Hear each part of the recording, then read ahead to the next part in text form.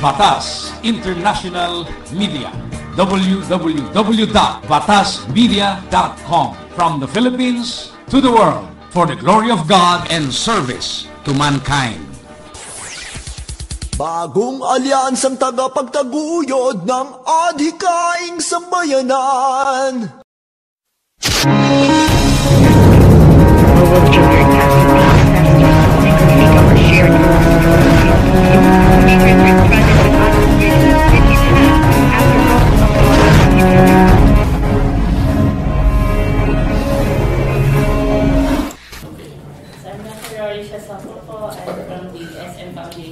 So we handle the medical mission aspect of medical programs of the foundation.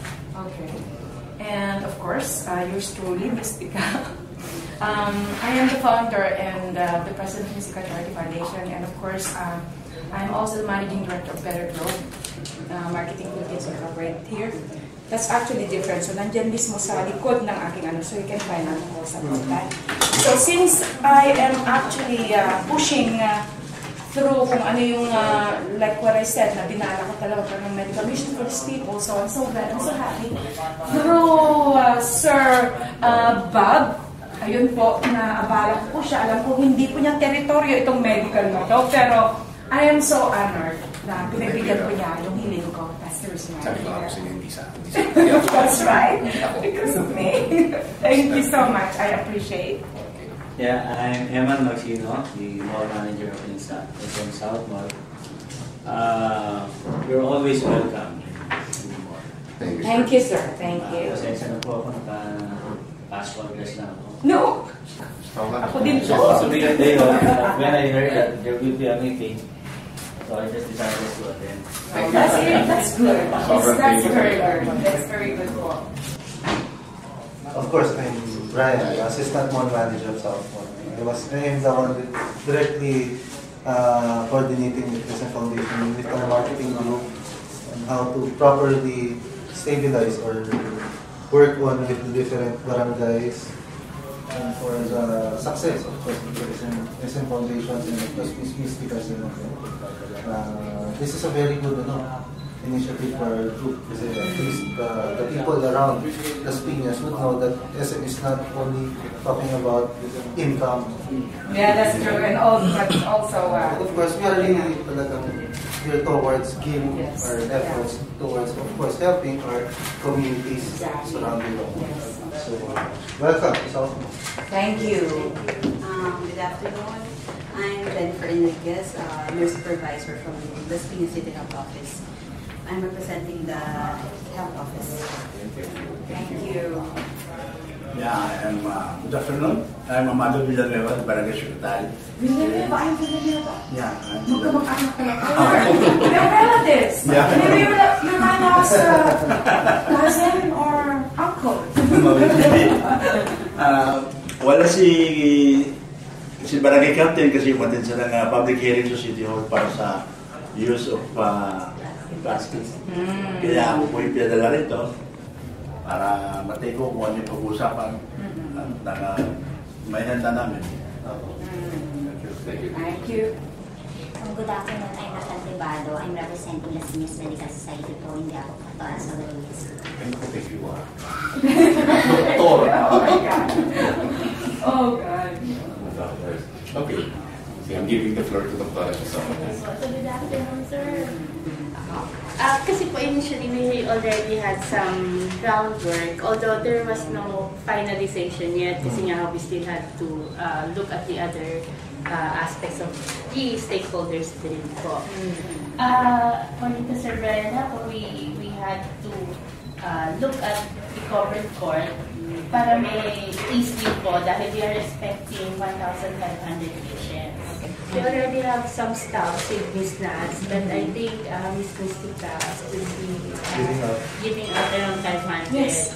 And CSWD and the barangay, if ikat po yung kailangan po ninyo, will ask from Ms. Naz po para yung kung beneficiaries mo, bigyan po sila noon.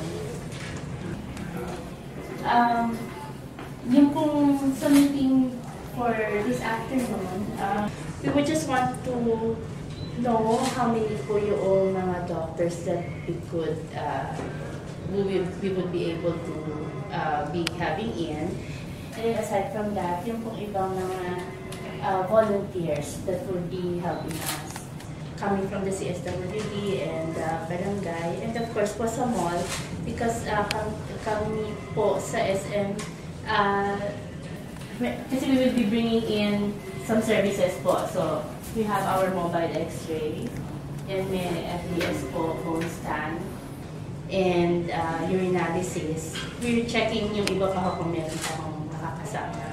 Kaya natin yung analysis. Kaya natin yung analysis, yung straight on. Then meron na rin po kaming in-house na radiologist. So after taking the X-ray, mariread na po siya.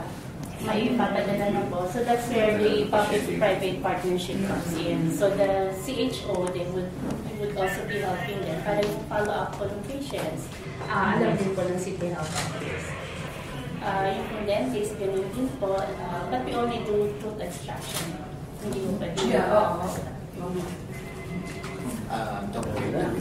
I believe si Sir Brian nag-ready yata layout for the we have ready layout. We check first the layout para kung ano natin kung ayon on the medical mission per se, alam na natin paano yung flow ng services. So hindi po pa ma'am pwede na magagaling na lang po sa inyo ng mga doctors para at least hindi na ako may rapong maghanggilan. Hindi namin nalang sa liputan.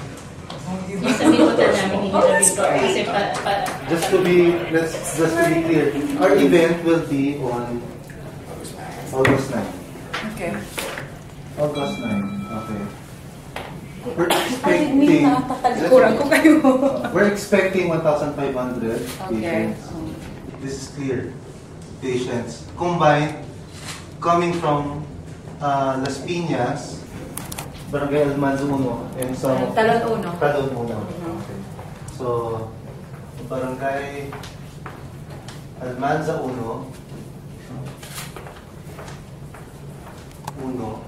Talon,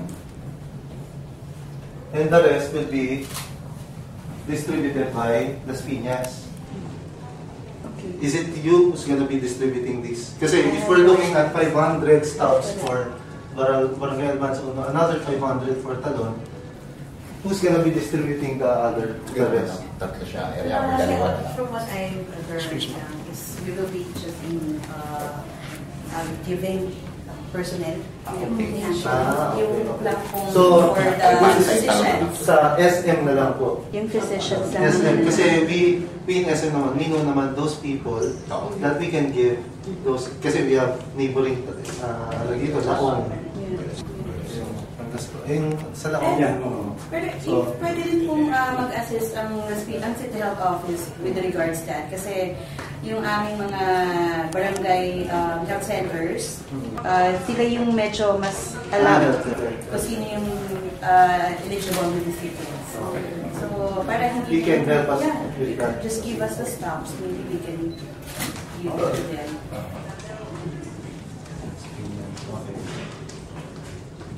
Now, our area will be cleared.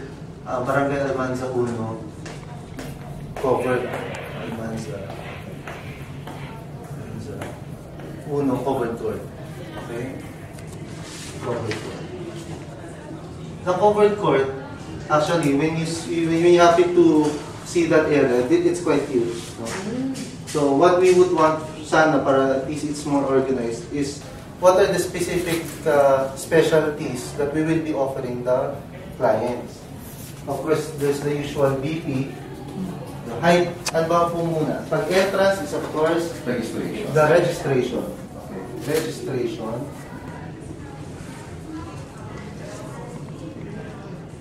Number 1. Second, Vital signs. vital signs. BP. BP.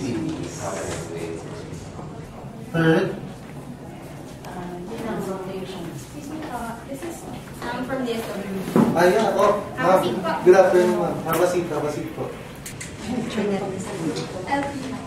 Hello, ma'am.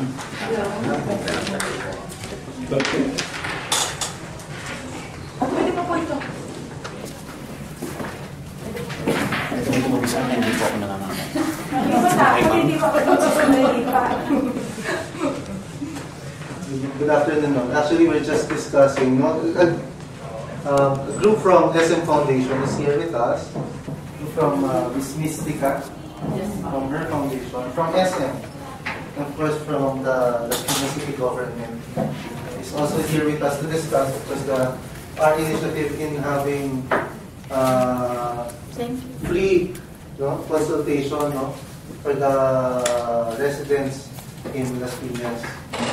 So we're now discussing how many patients are we looking at. Of course, the stops kasi are, if we're looking at 1,500 patients, definitely we should have 100,500 stops to be given out. No? If without stops, definitely they will not be catered, accommodated. No? So, of course, the area wherein we will be covering this special event will be at the Barangay Almanza Puno Covered Court. No? Now, we are just discussing the details, for at least in the plotting that we are gonna be doing, it's more detailed, sunod-sunod po. Kasi the covered court, it's too huge, malaki po siya, pero I think for 1,500. So, I don't know kasi what we did before is meron time, like for example, from 10 o'clock up until 12, ito lang yung for the Barangay Almanza yung residents. From 1 o'clock up until 3, ito po yung oras ng para dito sa Taloon. Or something like that. But at least we will still do the same, sir. Yes, it's not really cluttered. That's what I'm thinking of. So, okay, first, we will be having a registration. The second step will be having a BP. The third step will be consultation. Okay, consultation by the medical doctors. So, how many doctors are we looking at, sir? Providing 10 From SM Foundation. General practitioners. Yes. 10 GPs. Okay. Coming from SM Foundation, do you have? We have 2 doctors, plus me, tatlong na po. 3 MDs.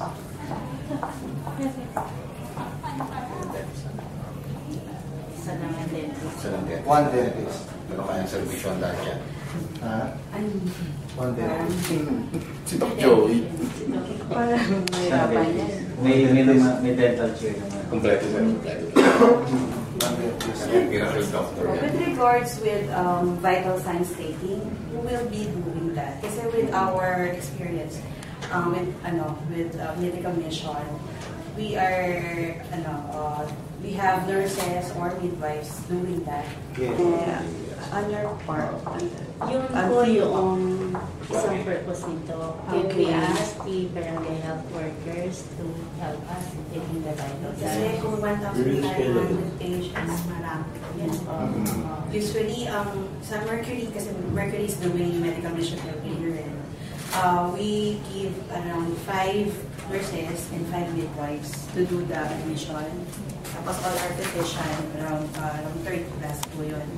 And mga 5,000 patients po yung so, ang nalaman ko lang po kanina is you are only asking for physicians. So, ano po, magka-additional manpower Meron ba po. tayo?